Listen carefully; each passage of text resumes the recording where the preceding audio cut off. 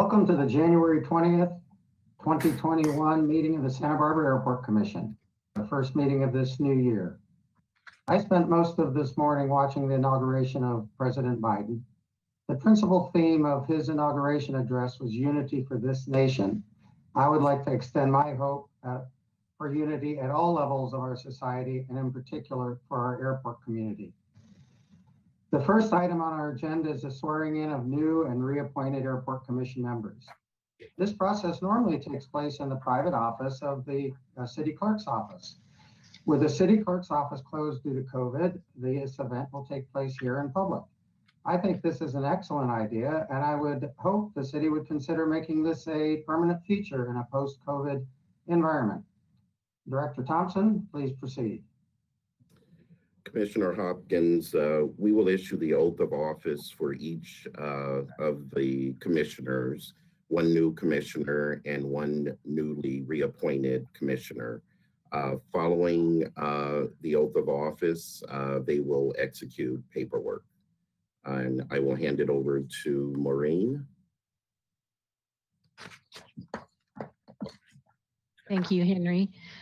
Cassandra, I believe that you should have your oath in front of you, and if you would go ahead and read your oath. Yes, I can do so. I, Cassandra Reed, so solemnly swear or affirm that I will support and defend the Constitution of the United States and the Constitution of the State of California against all enemies, foreign and domestic, that I will bear true faith and allegiance to the Constitution of the United States and the Constitution of the State of California, that I take this obligation freely without any mental reservation or purpose of evasion, and that I will well and faithfully discharge the duties upon which I am about to enter as member of the Airport Commission. Qualified elector, term January 1st, 2021 through December 31st, 2024, of the City of Santa Barbara, California, according to the best of my ability. Thank you, Cassandra. Welcome. Craig, if you would do your affirmation oath. I, Craig Arcuri, do solemnly swear to or affirm that I will support and defend the Constitution of the United States and the Constitution of the State of California against all enemies, foreign and domestic. I will bear true faith and allegiance to the Constitution of the United States and the Constitution of the State of California. That I take this obligation freely, without any mental reservation or purpose of evasion, and that I will well and faithfully discharge the duties upon which I am about to enter as a member of the Airport Commission as a qualified elector of the City of Santa Barbara, California, according to the best of my ability. Thank you, Commissioner Arcuri.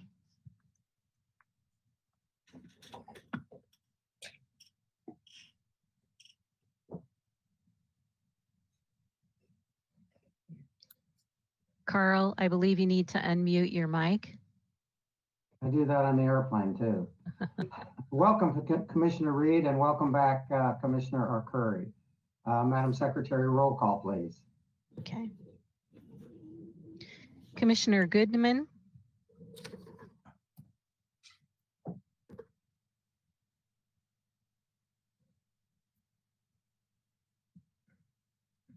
Here. Thank you. Commissioner Reed. Here. Commissioner Arcuri. Here. Commissioner Houghton. Here. Commissioner Wilson. I am here. Vice Chair Bowen. Here. Chair Hopkins. Here. And we have a quorum. Director Thompson, are there any changes to the agenda? Commissioner Hopkins, there are no changes to the agenda. Very good. Notices that on Friday, January 15th, 2021 at 5 p.m., the Airport Commission Secretary duly posted this agenda on the bulletin board at the Airport Administration Building. Next item, item 3, is public comment. Any member of the public may address the Airport Commission on any subject within the jurisdiction of the Commission that is not on the schedule before them that same day.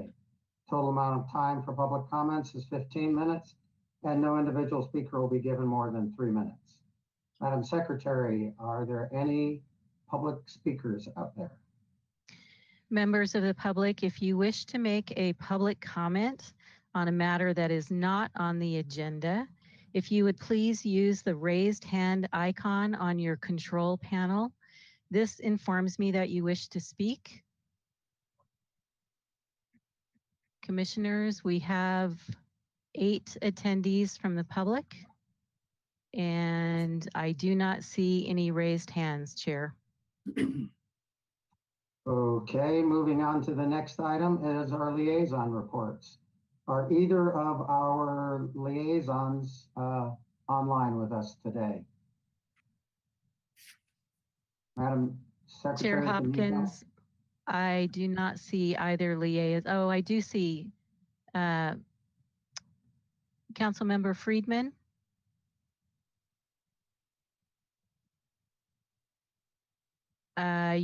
I don't see you. I see you on the list, but your mic is muted.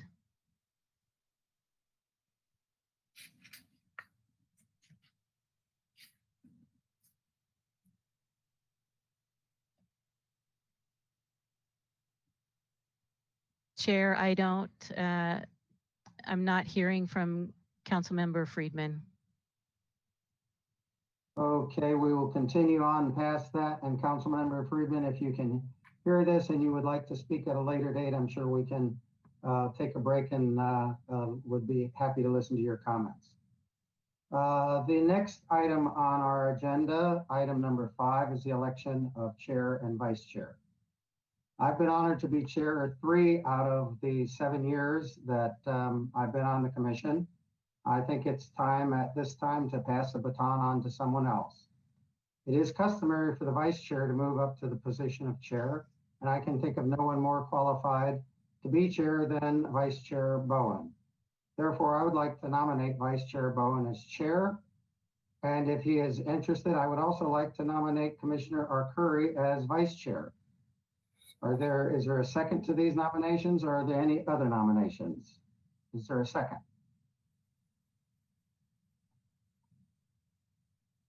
I'll second that. We have a second. Are there any other nominations? Commissioner Wilson. First, I would like to welcome Ms. Reed to the Airport Commission. It's always a pleasure to see a new face and to get some new perspectives into our workings. This coming year, we're going to face a number of issues. A regulatory issue, which is going to have significant public impact. We're going to face organizational issues and moving tenants around on the airport. And we're going to face financial issues due to the COVID pandemic. And looking at this, I would like to nominate Craig Arcuri for chairman, a steady hand and a clear eye. So it's a pleasure to place Craig's name in nomination. Do we have a second to that nomination of Commissioner Arcuri as chair? I'll second it. So we haven't, I think this is the first, what I would call contested chair nomination since I've been familiar with it. So we will need to have a vote. We'll take the vote on the chair first, and then after that, we'll go for a vice chair. So we have 2 people here for the chair, Commissioner Arcuri and Vice Chair Bowen. I think the easiest way was for the secretary to call each person's name, each of the commissioners. And from there, we can, each individual commissioner as called can vote either Arcuri or Bowen. Madam Secretary? Chair Hopkins, may I be Yeah. recognized? Thank you. Yeah. This is Assistant City Attorney Tava Ostringer. If I could, we have 2 motions on the floor. The first motion is the original motion. The second motion would be what's called a substitute motion. So the second motion, would be voted on first. So the secretary would ask the commissioners to vote on the first motion, or the second motion first. Okay. Madam Secretary, I guess then we are voting for Commissioner Arcuri as the chair, and therefore I presume we will vote a yes or no. Okay, let me do a roll call vote for Commissioner Arcuri as chair. Let me get to my roll call page. Commissioner Goodman, Yay. Commissioner Reed,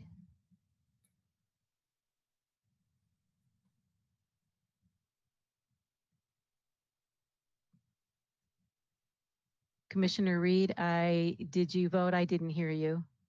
I had on you. Nay. Yay or nay? Nay. Nay, okay. Commissioner Arcuri, Yay. Commissioner Houghton, Yay. Commissioner Wilson, Yay. Vice Chair Bowen, Nay. Chair Hopkins. Nay.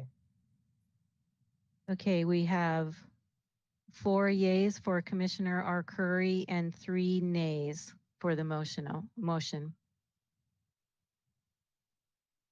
Okay, well, congratulations, Commissioner Arcuri. I will change my title down here to Commissioner, and you can change yours to a chair, and I'll let you take over for the election of a vice chair.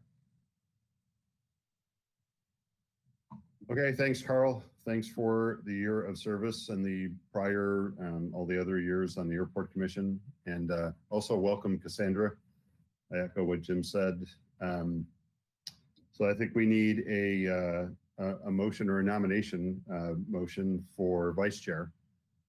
And do I have any airport commissioners who would like to make that motion?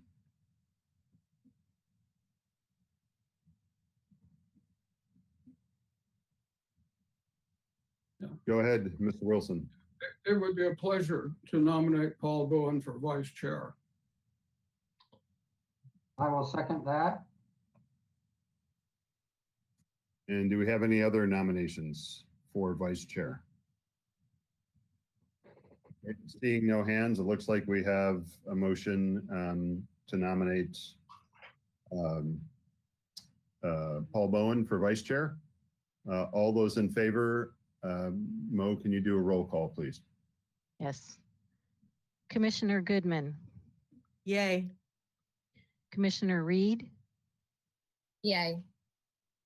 Commissioner Arcuri, Aye. Commissioner Houghton, Yay. Commissioner Wilson, Yay. Commissioner Bowen, Aye.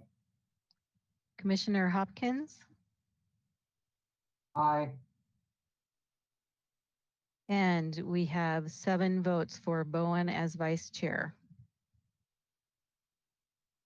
Okay, all right. Congratulations, Paul. And with that, Mo, we'll move on to the rest of this item, which is filling or going through the subcommittee assignments. I think all the commissioners probably have this in the packet, but I'll go through that one committee at a time, and I'll list the current members, and then we can, Mo, perhaps, well, we'll list the current ones and we'll go from there. So we have the Air Service Committee, and currently the chair of that is vacant because the chair was Karen Kahn, who is no longer on the Airport Commission. The other members were Dennis Houghton and Jim Wilson, and Paul Bowen was an alternate. So I think what I'd like to do first is ask Dennis Houghton if you are willing, able, and interested in continuing to serve on the Air Service Committee. Yes, I'm happy to. Okay. And Mr. Wilson, same question to you. Yeah, I would be pleased to remain on the committee. Okay. So of the remaining commission members, do we have someone who would like to advance themselves as a member of that committee? I'd be interested in moving up from alternate. Okay. So that sounds good. So that would make 3 folks, and then one of the folks. So that would be Paul Bowen, Dennis Houghton, and Jim Wilson. And then before we get to the chair of that, would be helpful to have an alternate. So would any commissioners like to volunteer to be an alternate for that? And just as a reminder, an alternate, if they attend the meeting, and Tava, you can back this up, I believe I'm correct.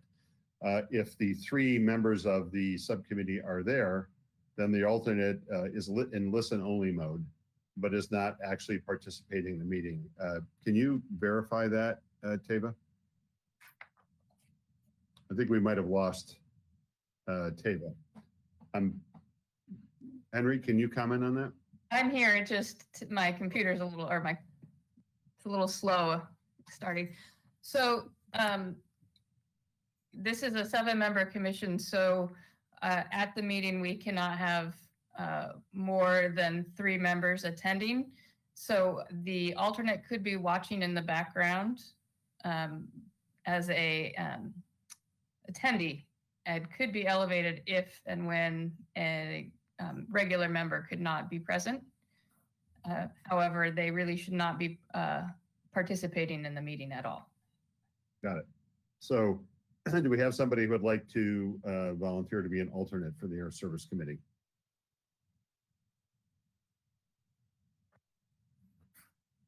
I might encourage, this is a little unfair because there's only one new member of the Airport Commission. So maybe we'll, so Henry or Tava, I don't think we actually absolutely have to have an alternate. So I suppose actually, but it is good because it's not uncommon for somebody to not be present. So I'll go ahead and volunteer as an alternate for the Air Service Committee, unless Cassandra, you'd like to arm wrestle for that. I don't know much about it just yet, so I'd rather hold off. Okay, all right. And then we need to appoint one of those 3, Dennis, Jim, and Paul, as the chair of that subcommittee. And I guess I don't have strong direction there, other than it might be helpful to have somebody who's been participating. But I think, Paul, you've probably been to many of those, if not all of those Air Service meetings. So would any of the 3 of you like to be the chair of that? Volunteer. Paul, I think the mute button may have squashed what you just said. Sorry. I was suggesting that Dennis would be an awesome choice for the chair on that committee. Okay, good. Okay, so we'll have, so Mo, just for the record, so the Air Service Committee is now Dennis Houghton, which is the chair, Jim Wilson and Paul Bowen, and Craig Arcuri is the alternate. Got that? Okay. So now we have the Budget Committee, and that ought to be fun the next few years. Current members of the Budget Committee are all still on the Airport Commission. That is Jim Wilson as chair, Craig Arcuri, myself, and Paul Bowen, and the alternate Carl Hopkins. Speaking for myself, I'm happy to continue in a role as part of that subcommittee.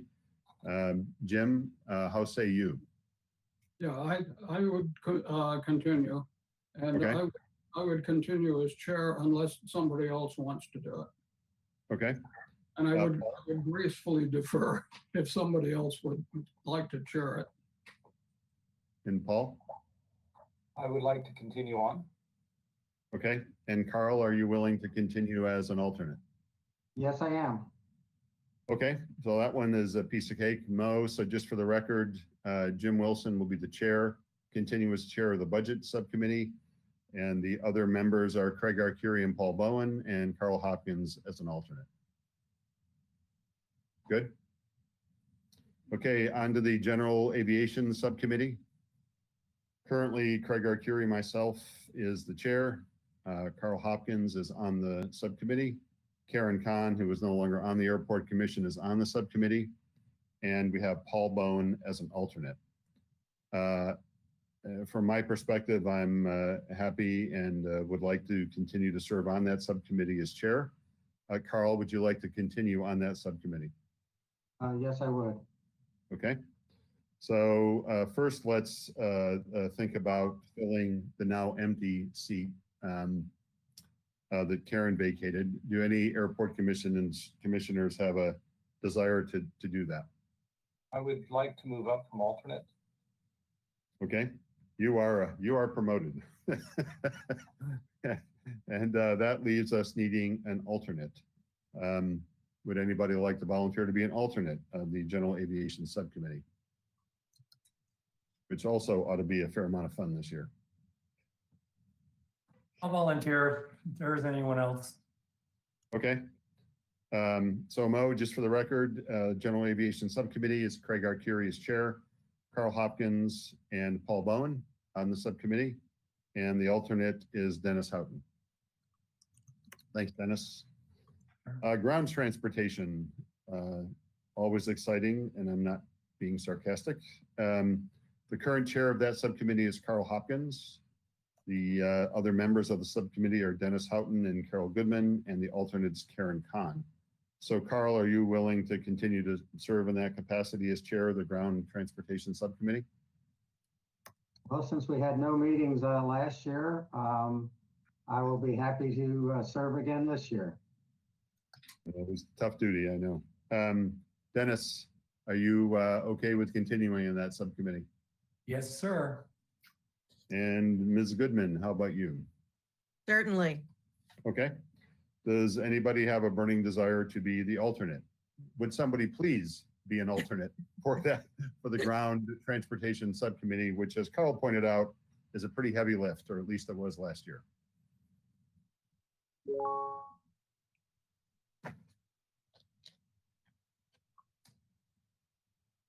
Going once?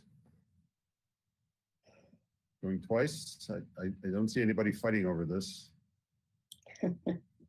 Well, okay, I'll go ahead, given the load that appears to be, and I'll put myself in as an alternate for the Ground Transportation Subcommittee. And I think there's an unwritten rule that you can only be an alternate on 2, which that's not a rule. But when we get to these next ones, hopefully we'll have commissioners stepping up. So for the record, Ground Transportation chairs Carl Hopkins, members are Dennis Houghton and Carol Goodman, and the alternate is Craig Arcuri. No. Okay, on to lease review. The current chair is Carl Hopkins. The members are Paul Bowen and Craig Arcuri. Those folks are all still on the commission. Carl, are you willing to continue to serve in the capacity as chair of that subcommittee? Yes, I am. Okay, and Paul, are you willing to continue to serve on that committee? Yes, I am. And I am as well. And so we'd love to have an alternate besides me. Well, actually, it can't be me because I'm already on it. Yeah, I would be an alternate. Okay. Unless anybody wants to arm wrestle Mr. Wilson. No, doesn't look like it. Okay. So for the record, Carl Hopkins is the chair of the lease reviews subcommittee. Paul Bowen and Craig Arcuri are the members, and Jim Wilson is the alternate. No. Last but not least, and important, very important, as we'll see later in one of the items, is the Noise Abatement Committee. And the current chair of that is vacant. That's Karen Kahn. Members are Paul Bowen and Carol Goodman, and Dennis Houghton is an alternate. So do we have an airport commissioner who would like to be on that subcommittee? We'll start with that first.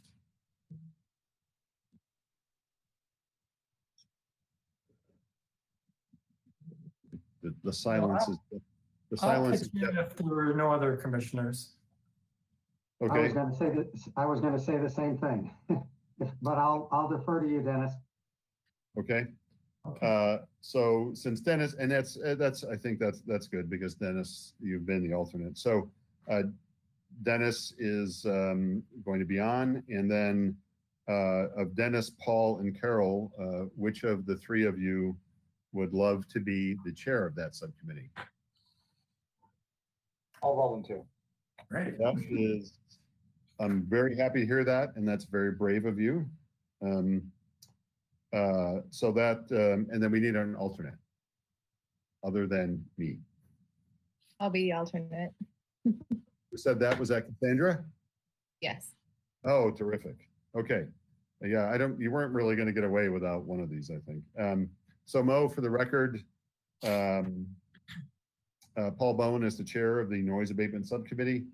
The members are Carol Goodman and Dennis Houghton, and the alternate is our newly installed Airport Commissioner, Sandra Reed. Mo, any questions? Oh, Carl, go ahead, Carl. This is maybe a question for our attorney.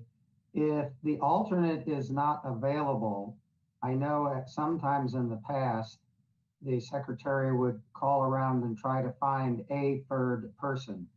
Is that acceptable, and is that what the commission would like to see in the unusual event that one of the primaries and the alternate was not available, thus bringing a third person in just to make it a three as opposed to two? Chair Arcuri, Commissioner Hopkins, that's generally not the way it would work. We would generally, if the alternate's not available, an alternate date for the committee should be found. However, with that being said, if this commission were to agree that that's the process you would like to take, we could probably accommodate that. The problem that I'd like the commission to consider with that is that the public goes into these or subcommittees, which are Brown Act committees and are open to the public, understanding who is going to be considering these items, which of the commissioners, because you've identified those in an open forum. It lends to uncertainty to the public if you were to pull in an alternate commissioner who hasn't been appointed by one of the commissioners in an open session. So I would, my general inclination is to suggest that you do not do that and you just find an alternate subcommittee, but I will leave it up to you. Well, it seems it seems that I don't recall that that's been an issue this year. So I think that's a valid suggestion, but I guess my input would be we're probably okay the way we are now. So with that, it's my pleasure to move on to item number 6. Director Thompson for the director's report. Good evening, commissioners. Today, we welcome back Craig Arcuri to the commission, and we welcome Cassandra Reed as our newest airport commissioner. I want to take this opportunity to thank all of our commissioners for the time you commit to your role and to acknowledge the value and importance of the job before you. We have an incredibly talented and professional team here at the airport, but we cannot do the good work that we must do without the support of each of you. Let me take a quick look. Maybe the syllabus I gave you was wrong. Let me see here. So I said, what did I say to start at? You said 369 to. Somebody, Deanna. this is Deanna. Chair. Somebody has a male voice talking in the background. If you could, maybe everybody but Henry, mute your mic so we can eliminate that. Thank you. This being our first meeting in 2021, I want to take a moment to reflect on the past year and the year ahead. 2020 was probably the most challenging year in the history for airports around the world, Santa Barbara Airport being no exception. Between the pandemic itself and the resulting economic downturn, our industry was significantly impacted, has not recovered, and will likely not recover for some time. I am proud to report that our dedicated airport team has met the challenge of ensuring the airport remained open and operating safely, securely, and efficiently throughout the past year. Despite the pandemic, I remain optimistic about our future. Airlines remain interested in our market, and we're already beginning to see signs of service levels improving. In addition to operating the airport this past year, we dedicated a significant amount of our time focused singularly on the issue of flight instruction at the airport. This effort served as a distraction to accomplishing more critical issues at the airport. To avoid this from continuing, we have a plan to share with you tonight on how to resolve these matters and avoid further distracting us from the important work that we must get done in the new year. It is important that our commission understand the complexity of work we have before us here at the airport and the limited amount of resources we have to accomplish everything that we must do. Calendar year 2021 is a crucial year for the airport. With the focus on recovery from the pandemic and the launch of new airline service, staff will have their hands full. To maneuver the many challenges the airport will face, we need a commission that is supportive in providing the leadership and advice that's needed. Staff has been working closely with Southwest Airlines on preparations for the launch of new service from Santa Barbara. Key to this effort has been a focus on establishing requirements for their new station, discussing marketing strategies, developing contractual requirements, and discussing flight procedures into the airport. Efforts are progressing well in establishing this new partnership, but specific routes, frequencies, and schedules, as well as the exact launch dates, will likely be announced later this week. I would ask the commission to join your staff in encouraging our community to help fill these seats that Southwest will be bringing to our market, that we have worked so hard to convince them to bring to our market. That will be our next challenge. The airport remains open and operating 24/7 despite the pandemic, and the airport is continuing to meet its regulatory obligations that must be met every day throughout the year. These regulatory obligations require a complement of staff around the clock and remains incredibly challenging for a relatively small but dedicated team to ensure. We have seen approximately 20 positive cases airport-wide and continue to emphasize with our team the importance of safety at work as well as when they're on their off time. So we pray that we don't see many more cases at this point. Passenger travel through the airport remains down approximately 65% from 2019. And that level in itself is not great, but it is in line with what other airports are seeing across the nation. And it is also an improvement over the level of travel we were seeing back in April when this pandemic began.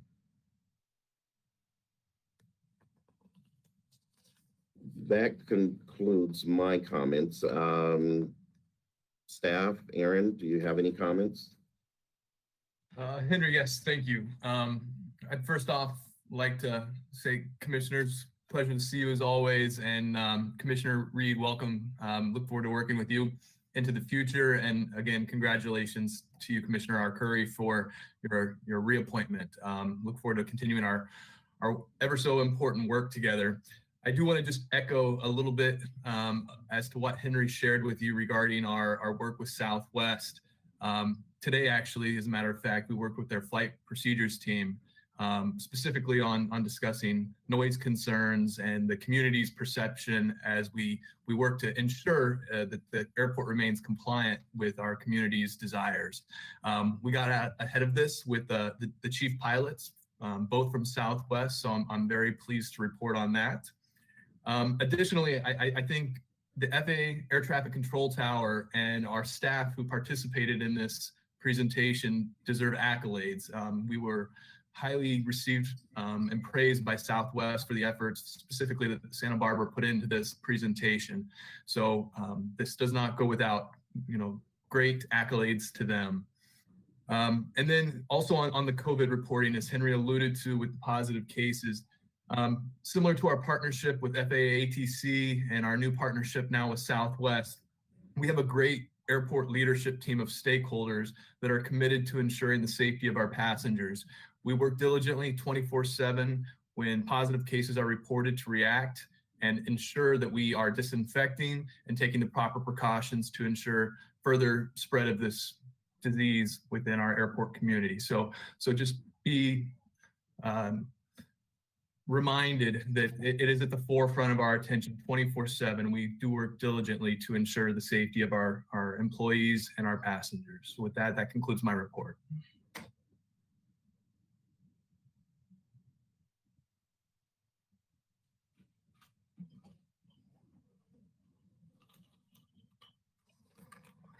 Sorry about that. The battery was dying. Deanna, did you have anything to add from a business development standpoint? Well, good evening. Happy New Year to everyone, and welcome back. Just to chime in on the visit that Aaron mentioned today, in addition to flight operations, we also had ground operations here today. And there is quite a lot that needs to be done to get them in a place where they can actually board passengers within the next few months. There's a lot of work to be done there. But other than that, really from the standpoint of managing our property assets, right now, the key for us is to maintain our tenancies and work with our tenants. Everyone's under duress these days, obviously. And every bit of revenue that we can secure for the airport is very important. So in addition to the air service side of things, really just focused on keeping the business in the ship shape that it needs to be during this difficult time. And that concludes the director's report. Okay, thank you. Director Thompson. And echoing something you said earlier, while a commission like a board is not an operational body, meaning we're not out there changing light bulbs or coming up with financial plans or anything in between, all of which is important. Obviously, we're charged with part oversight, part, I view us as partners in this process. And I know the staff is got all the normal load of running an airport, which is not simple. And oh yeah, by the way, there's the pandemic. And oh yeah, by the way, there's been a good deal of political uncertainty. And oh, by the way, there's all kinds of budget constraints. And so, I think I could speak for all the commissioners in saying what you can expect from us this year is active participation. And that's really all of our responsibility and support. And, where we can help, ask us. Where we can support you, ask us. And that just, I realize how critically important that is all the time, but this year more than any year, it's absolutely critical. So I commit to you from my perspective, I will do that, and I'm sure I speak for other commissioners in that regard. So thank you for the director's report, and it's a pleasure to serve as chair again. Thank you. Okay, do any commissioners have any comments or questions on item 6, the director's report? Looks like Paul does. Go ahead, Paul. Thank you. Henry, I'd like to lead off with congratulations on getting such great press for bringing Southwest in. It's really good to see positive news stories about our airport, and you were prominently featured in that, so that was good to see. Just other quick comments. I'm not sure if the efforts you started to get public involvement in saving the historic hangars have bared any fruit or any involvement.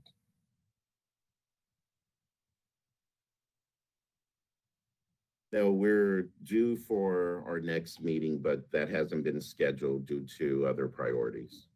Understandable that as you stated, your plate is full. I'm not trying to add to it. I'm merely trying to keep tabs on things. And with that same mindset, any involvement or happenings on the solar power project, is that gone away or just on pause because of limited resources? Or it's not gone away, but it's certainly on the back burner. We're looking at a number of projects for clean energy. Solar panels is one of those. We've kind of ran out of options for locating those, but we're continuing to investigate. Okay, thank you very much. That's all my comments and questions. The other commissioners with questions for the director or the staff? Okay, seeing nobody frantically waving their hands, Mo, do we have any speaker slips on that item? Or any raised hands, I'm sorry. Mo, if you're talking, we can't hear you. Members of the public, if you wish to make any comment on the director's report, please use the raise your hand icon on your menu and let me know that you want to speak. We currently have 12 attendees, and Chair Arcuri, we have one raised hand from Karen Kahn. Well, that's a familiar name. I think I recall her being involved somewhat here at the airport and being a pretty credible airline pilot, as well as a beautiful owner of a beautiful Baron. So since there's only one, Ms. Kahn, please enlighten us. Karen, if you would unmute your mic, you may begin speaking.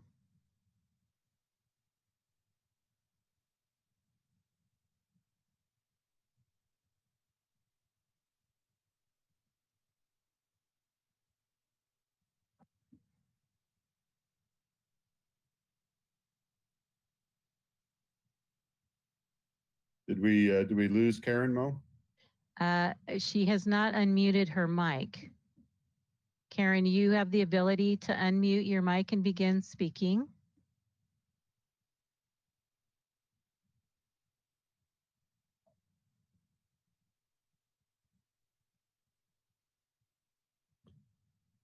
Okay, Mo, to keep this on track, I'm disappointed to say we'll go past that, and apologies to Karen, going once, twice, thrice. Karen, are you there?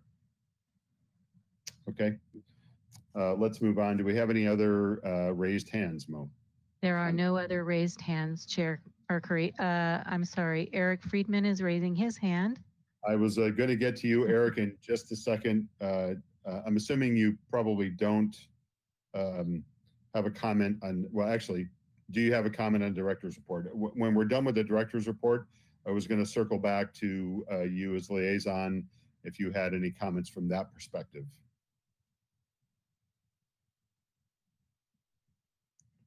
So Eric, do you have a comment on the director's report? No comment on the director's report. I'll speak when the other item comes up. Okay. Mo, any other hands?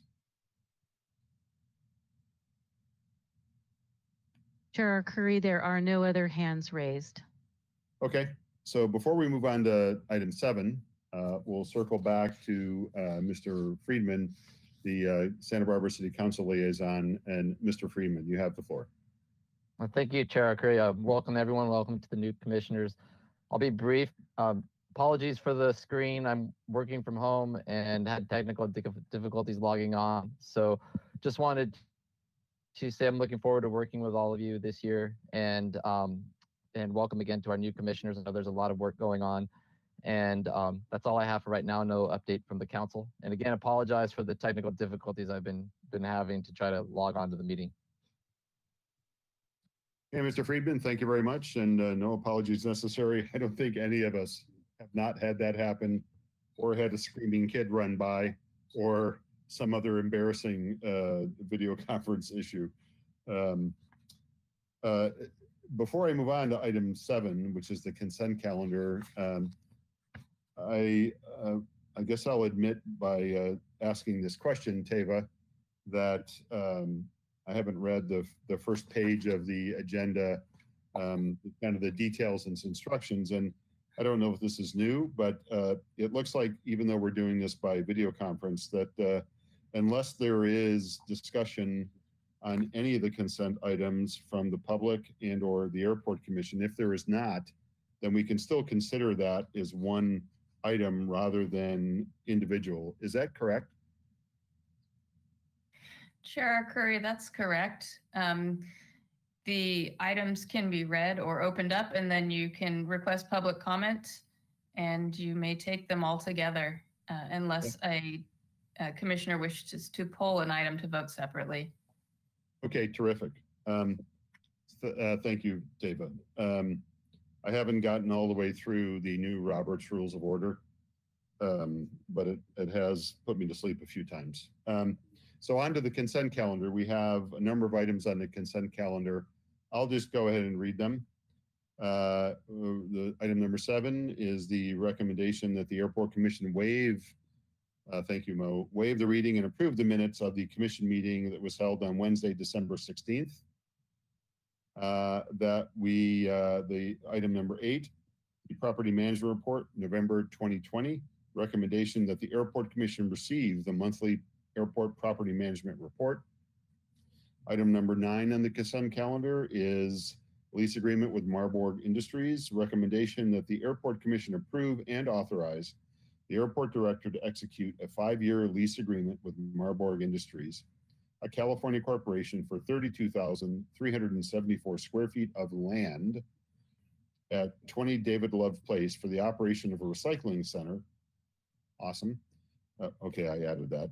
For a recycling center effective April 1st, 2021. The rental rate is 33.332 cents per square foot of land for an annual rent of $128,844, payable in monthly installments of $10,737. Item number 10 is another lease agreement with Marburg Industries. Recommendation that the Airport Commission approve and authorize the airport director to execute a 1-year with two automatic 1-year options to extend lease agreement with Marburg Industries, a California corporation, for 24,643 square feet of land at 21 Jack Perez Place for the operation of a recycling center effective April 1st, 2021. The rental rate is 0.332 cents per square foot of land for an annual rent of $98,076, payable in monthly installments of $8,173. That represents the 4 items on the consent calendar, and I'd mention to our new airport commissioner and remind our existing one that leases that are generally standard, kind of standard operating procedure. The business development folks have a process for that, and it's pretty smooth, and anything that is kind of unusual or noteworthy, then they kind of bring individually to our attention. So to be able to just consider this in one fell swoop, do I have any airport commissioners that have would like to pull anything off this consent calendar to then ask questions individually? I don't see anybody frantically waving their hands. Mo, do we have any raised hands on a member of the public who would like to make a comment on any of these items? Members of the public, if you wish to comment on the consent calendar, would you please use the raised hand icon on your menu? And Chair Arcuri, I am not seeing any raised hands. Terrific. Well, in that case, then I'll make a motion that we approve the consent calendar as I read it. Hopefully, nobody wants me to read it again, but I will if necessary. So I'll make a motion that we approve the consent calendar as read. Do I have a second? I'll second. I'm pleased to second, Craig. So I got Commissioner Hopkins there first on my screen. So he's seconded the motion to approve the consent calendar as read. Mo, would you do a roll call? Commissioner Hopkins, Approved, yes. Commissioner Goodman, Yes. Commissioner Reed, Aye. Commissioner Houghton, Yes. Commissioner Wilson, Aye. Vice Chair Bowen, Yes. Chair Arcuri. Yes, absolutely. The motion was unanimous. All righty, thank you. And then we're going to move on to item number 11. That item is the presentation on the SBA minimum standards update process for flight instruction. And I'm not sure who is giving that presentation, Henry. Okay, I'll start off and then I'll hand it off to Aaron. Okay. Commissioners, item number 11 on the agenda tonight presents a discussion on the planned process to be taken in coming months to deal with the outstanding issues related to flight instruction at the airport. Last month, we shared with you the details of these issues, and tonight we will share with you the process. As we walk through the process and began the work of resolving these issues, I remind you all of the related work that has already taken place over the past 4 years, including in-depth discussion and public input. It is also important we keep in mind that the challenges ahead in identifying solutions are complex, but need not be, as they are relatively simple issues that have simple solutions. I ask that we be guided by our commitment to simply do the right thing, and I think we can get to a solution on all of these challenges. And with that, I'll hand it over to Aaron. Thank you, Henry. Good evening again, commissioners. I'd like to start off just saying that I'm pleased to be able to present this to you tonight. Be confident this will not be the last that you hear from me on this topic, as we intend to keep this in front of you and in front of the public as we embark upon this process for improvement and coming into compliance with FAA regulations.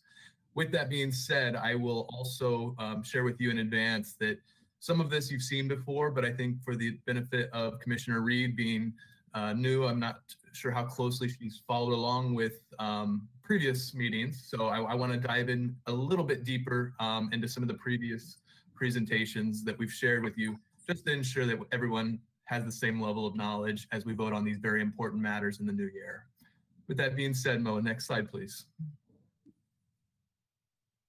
So as Henry alluded to, this has not been an issue that has been new to our commission or new to airport staff. We've been working on this since, well, it's been 4 years now. We had the rulemaking that took place in 2016, which affected the way that flight instruction, specifically on airports, will be conducted into the future, both for the good and for the bad, but it presents challenges for us.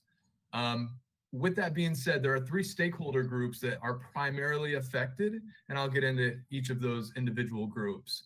But I remind you that the airport is responsible for addressing any and all conflicts to ensure a level playing field. The FAA charges us with resolving this on airport, so that way, truthfully, it doesn't come to their plate. The idea is that airports will manage these issues locally, and then when they can't be managed locally, that's when they begin to escalate. So with that being said, it is our intent to resolve these in 2021 so that issues do not continue to escalate. Next slide, please. So what are the concerns? Let's start from the basics again. So the first concern that started back in 2016, 2017 was the annual flight instructor fees that we charge to the independent flight instructors. Currently, $200 annually. And right now, the FAA does not consider them to be fair and reasonable from their perspective. We've received a letter in 2018 stating just that after an informal complaint was voiced to the FAA. That did not progress to the Part 13 complaint that we're working with today. But what they've said is that may present an unfair advantage for the for-profit flying school on airport and could be reducing their business opportunities. That's issue number one. Next slide, please.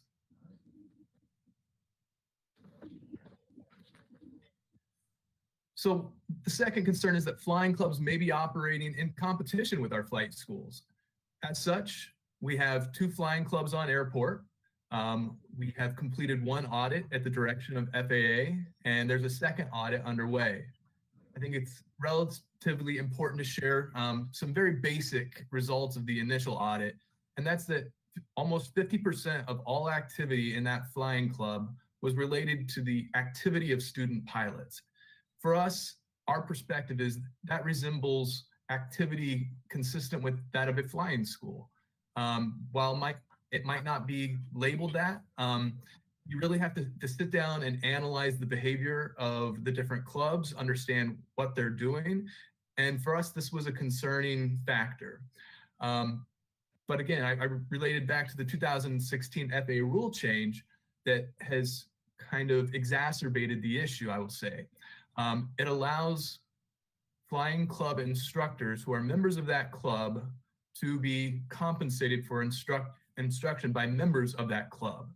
I'll also share with you that one provision we don't often talk about is that this also allows for existing flying schools on airport that provide instruction in that club's aircraft where those instructors don't have to be members. So it's a very complicated rule, and there are many provisions all related to FAA Order 5190.6 Bravo, and then the associated Federal Registry changes that came thereafter. Next slide, please.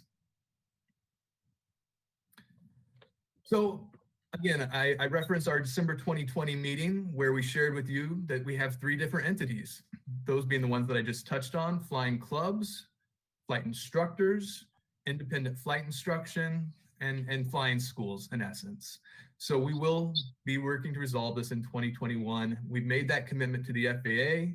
We know we need to get this off our plate, as Henry alluded to. We have many important challenges ahead of us in 2021. This is one that we just need to resolve. Next slide, please.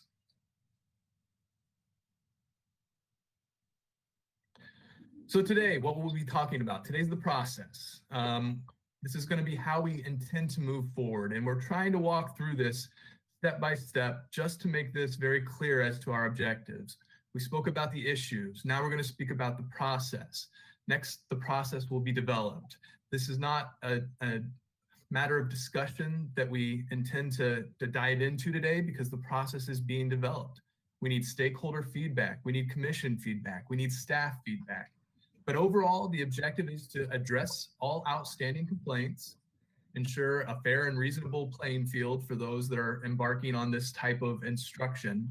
And then finally, the culmination of all activities will result in an update of airport minimum standards that will be presented to City Council for potential adoption. Next slide, please. Next slide, please. So previously, what have we done? I just want to touch on some of the history of what we've done.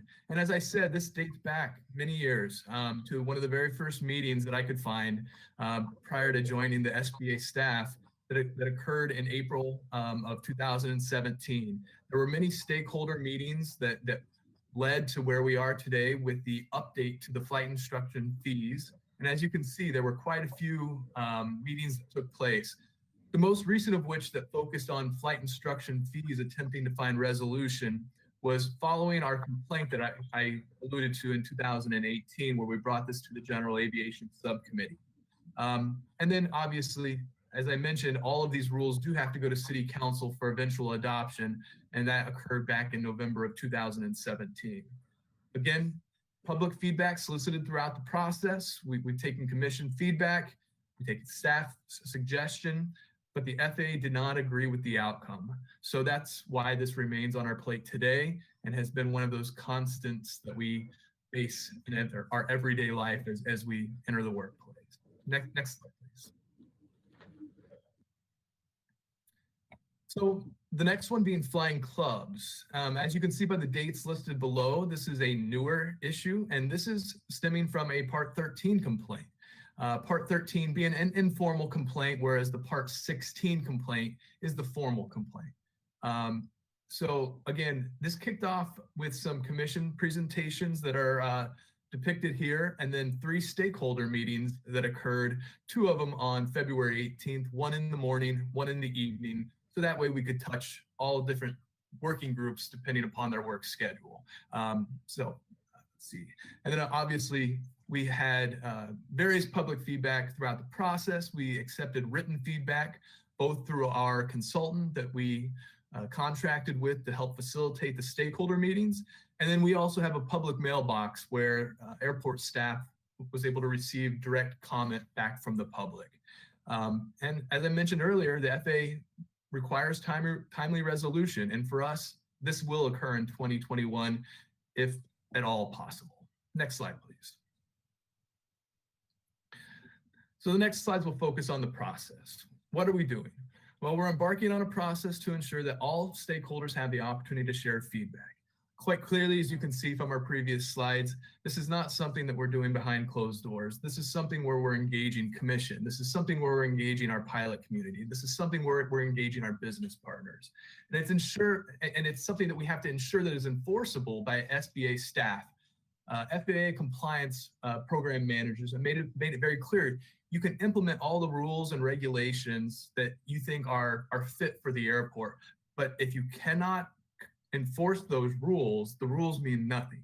So that's something that we really need to focus on as we complete this process this year. And again, focusing on the different business structures. And I should say, right now we're talking heavily about flight instruction, as that seems to be the hot topic at hand, but it also could affect some independent operators, such as the through the fence mechanics that may compete with our base mechanics.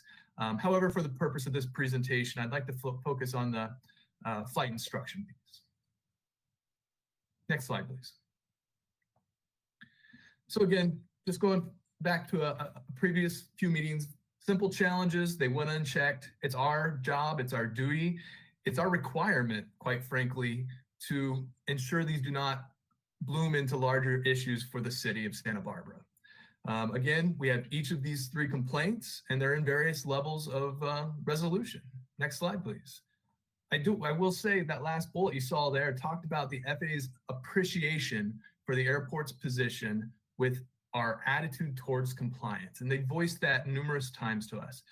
Most airports, I don't want to say most airports, that's not fair. There are some airports, rather, that they do not take a proactive stance when it comes to resolving these issues. They try to brush them under the rug.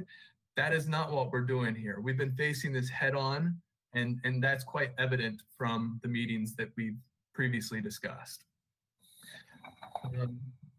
Thank you. So what are 3 issues that we're dealing with right now? Again, this is from our December meeting. Nothing has changed since you've last seen this. So first and foremost, November of 2018, that's when we recognized that the independent flight instruction fees needed to be adjusted. We're still working through that. That's going to be part of the ongoing discussions. Flying club compliance. We've completed one of the audits. We're currently working with that flying club to come to resolution. And we're beginning the audit of the second flying club on the airport. No definitive time frame as to completion, as all of this takes quite a bit of effort, but we're working diligently, not only at the management level, but with line level staff, and we're pulling them into this process to help us make sure that we're looking at this very objectively with subject matter experts that are familiar with this line of business. And then the last issue that we spoke about previously was the issue of self-service maintenance by a tenant or their direct employee. This issue has been resolved to the satisfaction of FAA, and essentially they will need to present a case to the airport director as to what type of maintenance they need to perform, ensure that that maintenance does not degrade our facilities, does not prohibit movement of aircraft, and is in compliance with FAA regulations. Next slide, please. Again, so what are we looking at? Independent flight instructors. So what do independent flight instructors do? They're really kind of tailored to more of a specialty preferred instruction. And that's one of the markets that we want to ensure is not lost. Primary flight instruction is something that's currently being performed, and we're not stating at this point that that's not what they do. But we see that more as, you know, the business of the flight schools, learning how to fly. They're for-profit businesses, and I know I'm skipping down to the third point here, but that's the difference between a flying school and independent flight instructors that will provide maybe more of that specialty preferred instruction. Clearly, they are able to provide the primary instruction, as I stated, but they do compete with flight schools, and we have to ensure that they're treated equally as compared to flight schools from a rates and charges standpoint and from a competitive standpoint.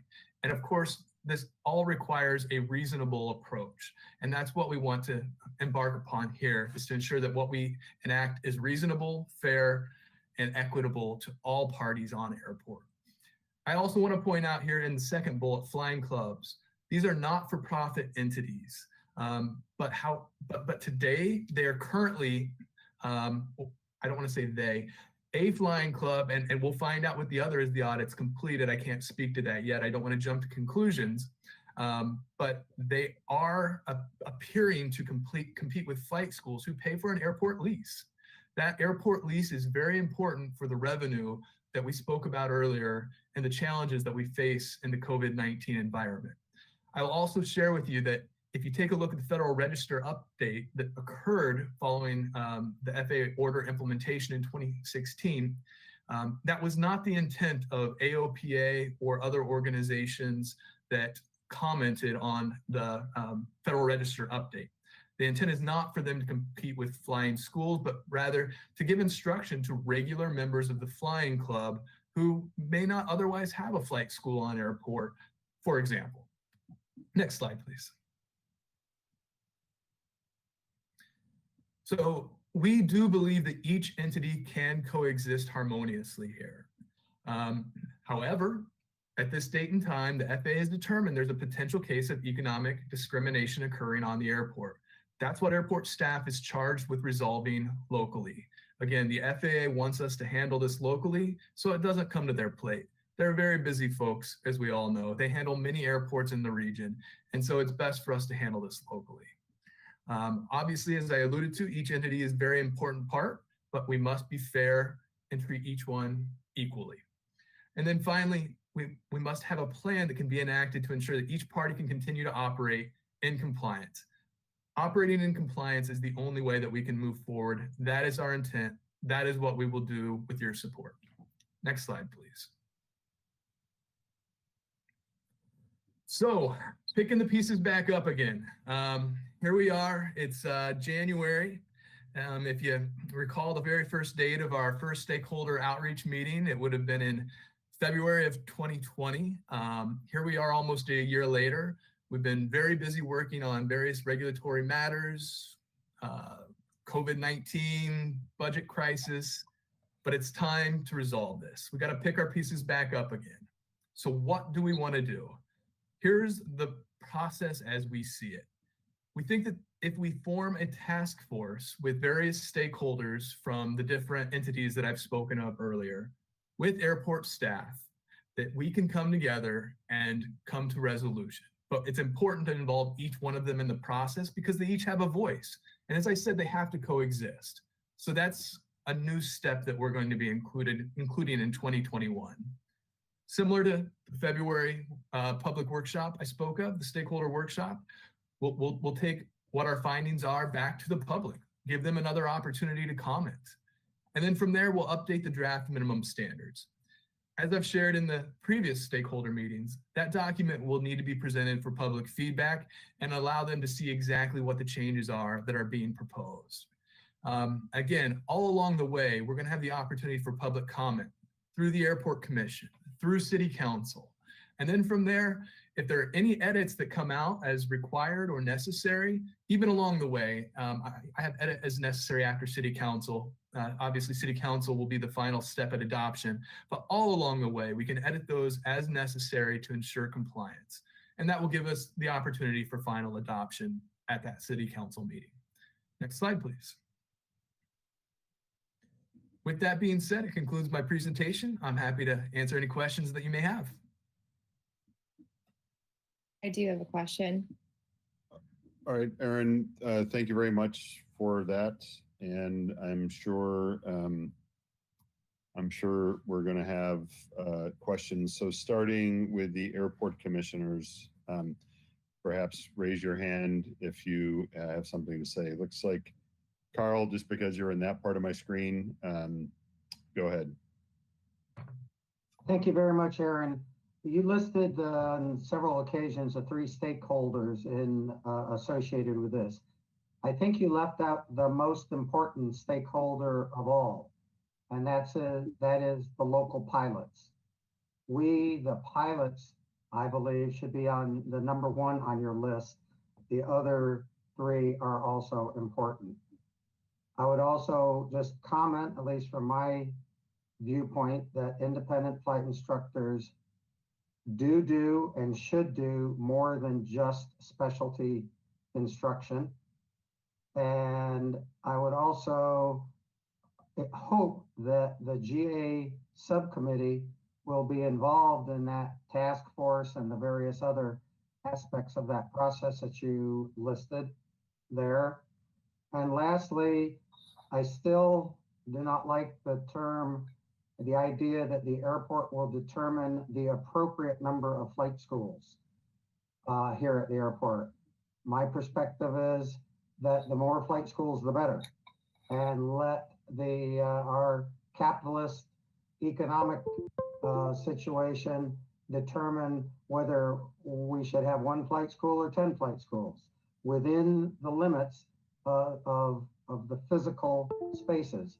In my 15 years here, we've had as many as 4 flight schools, active flight schools. We're down to 1 now, but we also have vacant buildings that used to be recently a flight school, and I know there is additional space. So I would encourage that aspect of this program to be one of the first ones to proceed with the idea of come one, come all. If you want to open a flight school, here's the forms you fill out, here's a procedure go through. We'll lease you some space and you can open up a flight school. That concludes my comments. Commissioner Hopkins, I've received your comments. Thank you for that. I appreciate that. I'll just kind of share with you that, many of the comments that you've shared with us tonight, I understand, I appreciate. However, they're much higher level policy decisions, business decisions that the airport needs to make. I'm going to focus my efforts to the best of my ability on ensuring compliance and working with our staff with the policy direction that is provided to me. But your comments are heard, and I do appreciate those. Thank you. Thanks, Aaron and Commissioner Hopkins. I think I cut Cassandra off. Did you have questions, Cassandra? Yeah, so it was in regards to the task force, the timeline for that. Do you guys know when you're intending to start accumulating the task force at hand? So, Commissioner Reed, we have not, no. I can tell you that it is our desire to move quickly. One item in the director's report I did not mention is that we are embarking again on our FAA inspection starting February 3rd that will be very tedious for staff, and it will be dependent upon resources available at the completion of that inspection. It's a very unique inspection for us this year in that it's an administrative virtual inspection that then turns into a physical inspection at a later date. And there's a lot of uncertainty and manual updates that are required, in addition to our emergency tabletop exercise, which will be coming up in March. I wish I had a date for you, but I will be working very closely with Henry. And as soon as we get the green light, we'll certainly share that date with you. All right, thank you. I see Paul with his hand up. Go ahead, Paul. Thank you very much.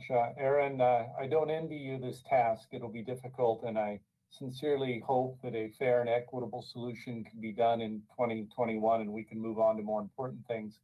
Hopefully we can avoid, major legal expenses in lawsuits and things like that, and also bring in much more revenue by renting out more buildings to flight school, as Carl Hopkins brought up. I think would greatly help the situation because I believe we're down to just one flight school at this time.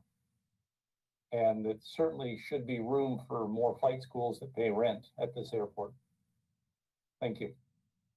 Commissioner Thanks, Bowen, Paul. thank you for your comments heard, and I would certainly like to avoid the legal expenses as well. Yes, sir. Chair Any Curry. other- Yes. Assistant City Attorney Tava Oster. I'm sorry, I may have missed it. If we're going into comments, have we opened it, or Commissioner comments, have we opened it up to the public comment yet? We have not.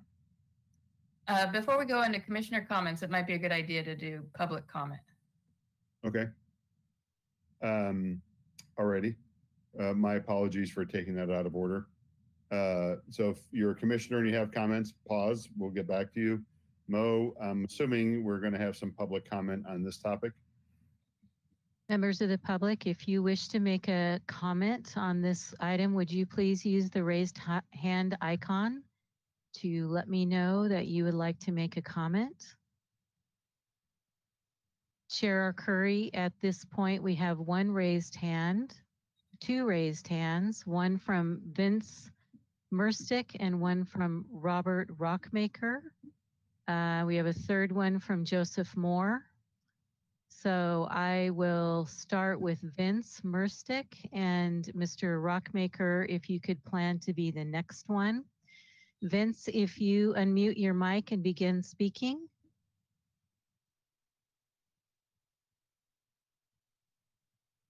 Go ahead, Vince.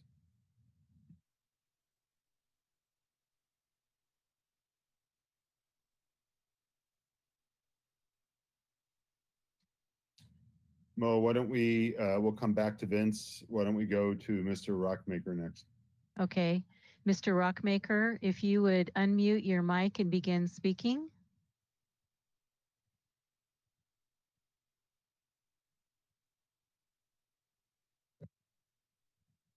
Okay, looks like I'm unmuted.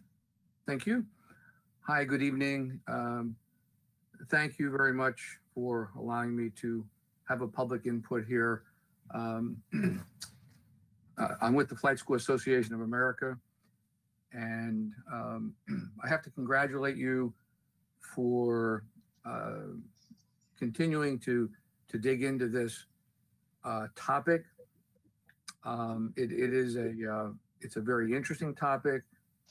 As a former airport director myself, accredited airport executive, I can share with you that over the years, I've seen airports that have had this discussion with regard to minimum standards, with regard to how many flight schools should we have?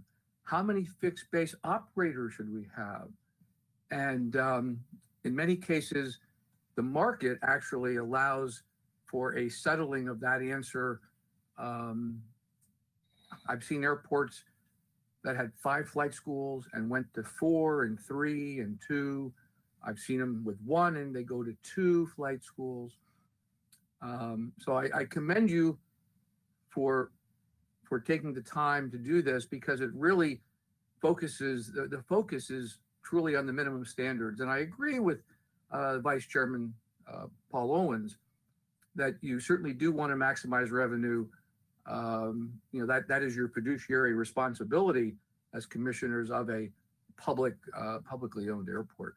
So we certainly, again, I think at this point are very interested, obviously, in seeing this, hopefully come to a successful conclusion for everybody. And as your vice chair also pointed out, hopefully it's not going to head down a runway, so to speak, or a taxiway where there's going to be potential litigation, because really nobody wins for that. Flying clubs have a place. They have a place. And I'm just very appreciative of the fact that you have a public comment section, and hopefully I can perhaps help, we can help at some point in this, if there's a role we can play or as a possible stakeholder, so to speak, although we're not there in your location. So thank you very much. Thank you, sir. Mo, should we circle back to, I noticed you were having a technical difficulty with the time there. It looks like it's fixed now. Vince, are you available, and can you unmute for your comments? I believe I'm unmuted. Can you hear me? Yes, go ahead, Vince. The theme in Aaron's comments this evening, the focus was on process. And I'd like to make a comment on the process, which I hope Aaron will take very seriously. In the past 4 years, I've been involved in some of the discussions. And the process has been very lacking in one fundamental way. The process has been one in which the airport administrator or representative of the airport presents a briefing. And then there's some time for comments to be made. But the problem is that there's no real dialogue. That is, the airport administration says something, there's a response, but there's no dialogue. And as a result, in the prior episode of this, there was no real discussion. It was a statement of blah, blah, and then a comment, and no dialogue. And that is really a serious problem, because it enables somebody giving a presentation to make statements which may be accurate, might not be accurate, and the other parties are not able to address what those potentially untrue statements are. So Aaron, I would very, very seriously suggest that you give consideration to having real dialogue, so that an airport administrator can't just make some statement and it sort of lies as if that's sort of the truth. So that's one thing I would hope you would do. Another thing I would hope you do in the process of being open, you made some comments today about the FAA has determined such and such, and the FAA doesn't consider the $200 annual fee to be appropriate. I don't doubt that you have that information. I think it would be very helpful if you would provide the source of that information. That is, it a written statement from the FAA or a verbal statement?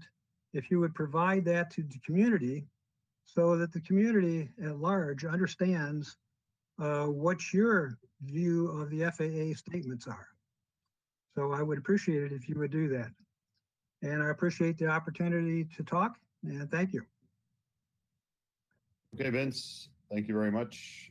Mo, next person. We have Joseph Moore, and that is the last hand raised right now. Mr. Moore, if you would unmute your mic and begin speaking. Good evening, Joe.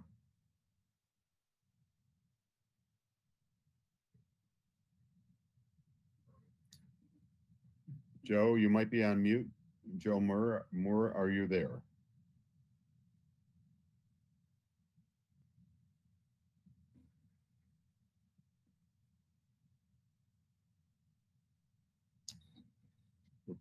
try one more time. Joe Moore, do you want, you have the ability to unmute and make your comments? I think he's having technical difficulties, Chair. He's got a question mark going now. And his mic is still on mute. I feel like we should have on hold music, some elevator music to break the tension. I would sing, but I don't think that would be helpful. All right, well, I know we're going to have many more meetings on this, and so Joe, I'm going to give you just a few more seconds here, and if we can't get through those technical difficulties, you'll have to hold on to that until the next opportunity arises at the next opportunity. Joe, going once, twice. I hear a grunt. Okay, so Mo, do we have any other speaker, any other raised hands? There are no other raised hands, Chair Arcuri. Okay, so I will close the public comment on this item and then go back to the commissioners and see if we have any commissioner comments or questions. I have one while my fellow commissioners are pondering whether or not they have questions for Aaron or the airport director. When we, Deanna, this is for Deanna, when we lease a property to a business, and I'm thinking about the restaurant or FBOs. Do we do any financial due diligence on them? In other words, I'm sensitive to the comments, or I think Commissioner Hawkins mentioned that you know, kind of let capitalism take. So if there's 12 flight schools or 2 flight schools, you know, capitalism will determine the winners and the losers. But I think we also have, and substantially, I would not disagree with that. On the other hand, do we not go through a process, Deanna, where we do some vetting of people's financials and their capacity to actually operate a business and really more than anything fulfill the terms of a lease? Do we do that routinely? Yes, Commissioner Arcuri, Chair Arcuri, we do go through a process which it can vary a little bit depending upon what type of a business it is. But if you take an example, such as one of our commercial properties at 6100 Hollister, if we had someone who was interested in leasing a space, we would ask for their P&Ls, we would ask for balance sheets, basically their financial information. We used to run credit checks, but we stopped doing that in-house. Instead, we asked them to provide us with a copy of their credit score. So we don't keep people's financial data on hand more than absolutely necessary, but we actually do go through an evaluation process. It can also involve checking references with prior landlords and that kind of thing.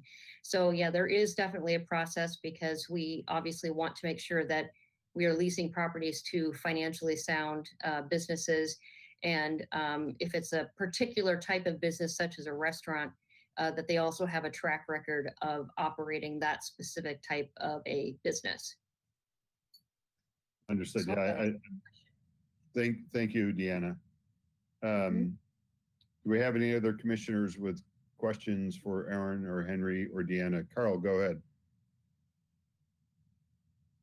Deanna, 2 questions there. One is, how do you deal with a new business, somebody who may not have been in business before or has been a very small business is making a large step forward?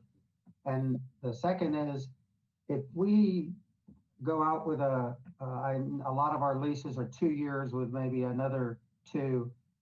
If halfway through the company bails out, to what extent are they financially liable? And being financially liable, to what extent can we realistically expect to recover any lost revenue?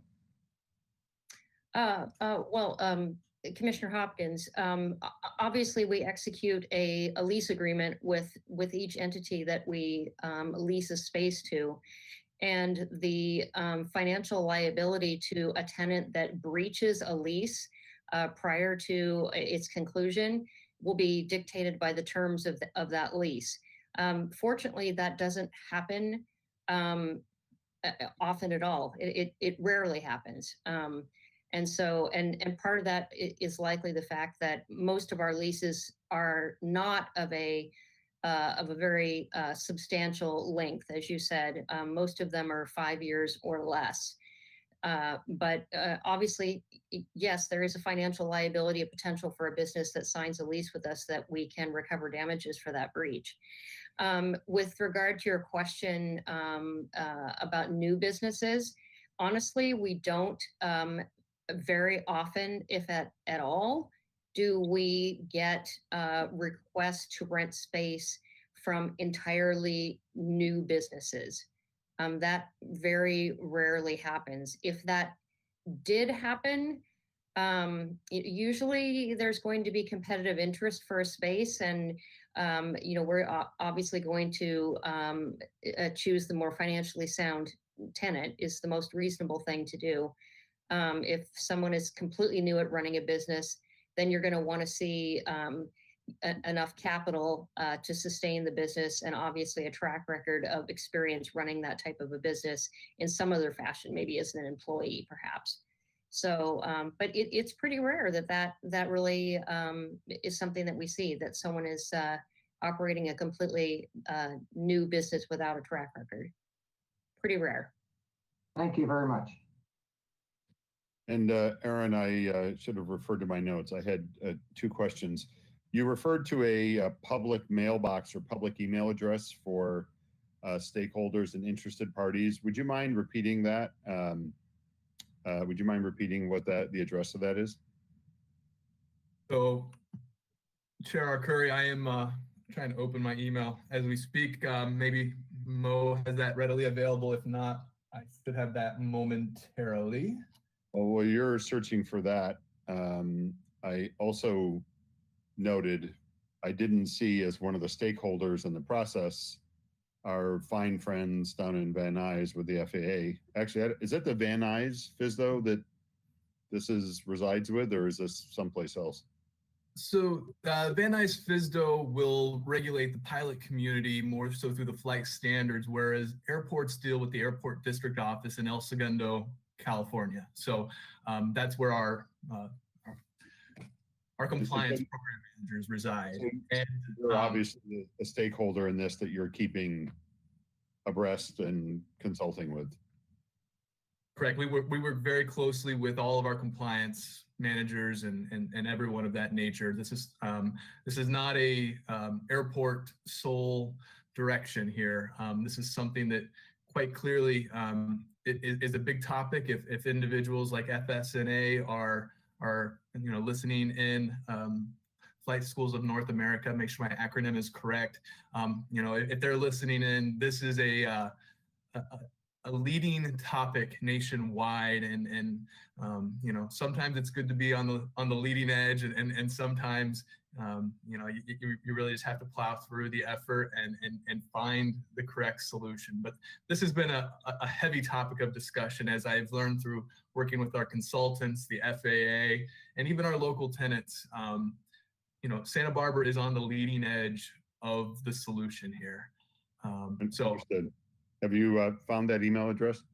I certainly did. It is SBA, as in Santa Barbara Airport, SBA public comment at santabarbaraca.gov. Again, SBA public comment at santabarbaraca.gov. Anyone is certainly welcome to submit emails to that inbox at any time, but when we formally ask for written comment, that is the inbox that we use for receiving that comment. Okay, and Mo, was those your grandchildren we just saw there a moment ago?